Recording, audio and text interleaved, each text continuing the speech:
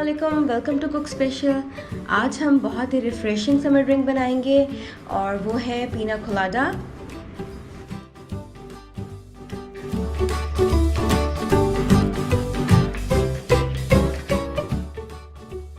एक ब्लेंडर में 200 ग्राम पाइनएप्पल शामिल करें। आप फ्रेश पाइनएप्पल भी यूज़ कर सकते हैं और पाइनएप्पल टिन भी यूज़ कर सकते हैं। कोकोनट मिल्क शामिल करेंगे आप 1.5 कप। पाइनएप्पल जूस या पाइनएप्पल सिरप शामिल करेंगे आप आधा कप। ठंडा दूध शामिल करेंगे आप 1.5 कप।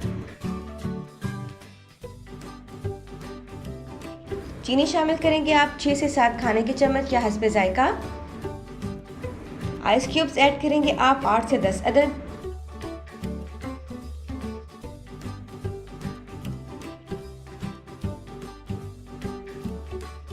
अब आप 2 से 3 मिनट के लिए ब्लेंड कर लें।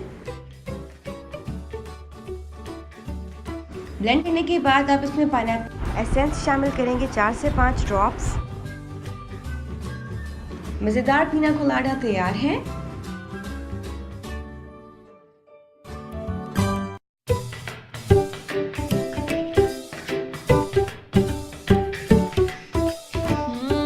मज़ेदार।